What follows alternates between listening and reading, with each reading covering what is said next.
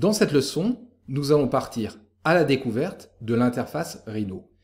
L'interface Rhino est constituée d'une zone de dessin qui se compose elle-même de 4 fenêtres. 3 vues parallèles, les vues de dessus, de face, de droite et la vue de perspective. Pour naviguer dans la vue de perspective et effectuer une rotation de la scène relative à la caméra, je vais sélectionner le clic droit.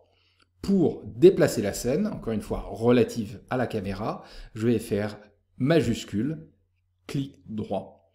Pour zoomer, 2 possibilités. La première, la roulette.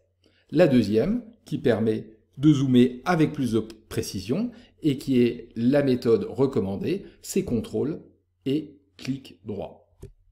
Dans les vues parallèles, le clic droit va me permettre de venir déplacer ma scène. Pour le zoom, j'ai les 2 possibilités, roulette ou CTRL, clic droit. Je peux maximiser la scène en venant double-cliquer sur le nom de la vue. Donc, double-cliquer sur la vue, nom de la vue à nouveau, va me permettre de revenir à mon mode de visualisation qui est vu par défaut. Au-dessus de la zone de dessin, nous allons trouver la barre d'onglet qui est une organisation des outils et des fonctions Rhino. Donc je peux aller sélectionner l'onglet et je vais voir donc la famille d'onglets correspondant au mode d'affichage. Alors si l'onglet n'apparaît pas, j'ai la possibilité de faire un clic droit, montrer barre d'outils, pour afficher éventuellement une barre d'outils, une autre barre d'outils. À gauche de ma zone de dessin, je vais trouver le volet principal. Alors le volet principal est aussi une organisation des outils et des fonctions Rhino.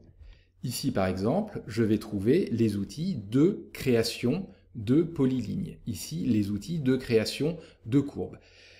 Le petit triangle en bas à droite indique que derrière cette icône se cache toute une famille de fonctionnalités liées à la création de lignes. Et je peux venir chercher donc cette famille d'outils et venir en créer un onglet que je peux ensuite venir fermer. En positionnant donc ma souris au-dessus de l'icône, je vais voir apparaître une fenêtre qui m'indique la fonction qui se cache derrière le clic gauche ou le clic droit.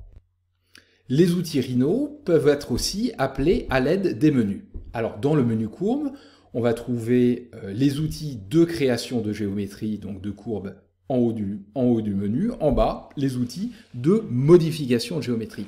C'est aussi vrai pour le menu surface. Création de surface en haut, modification de surface en bas. Alors l'organisation est assez logique et suit le flux de modélisation. On part en général de courbes pour créer des surfaces. Ces surfaces sont assemblées en solide et éventuellement déclinées, exportées sous forme de maillage ou éventuellement donnent lieu à une mise en plan et l'emploi, l'utilisation d'outils de cotation. Le menu transformé permet des rotations, des mises à l'échelle et des déplacements de géométrie.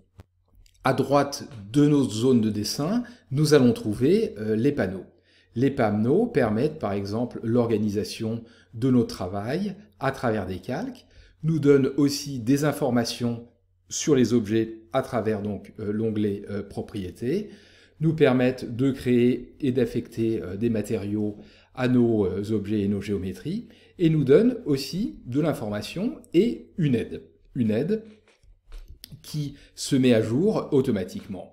La création par exemple ou l'appel d'une fonction, création d'une polyligne par exemple, va permettre à l'aide de se mettre à jour et nous donner les informations relatives à l'appel de cette fonction.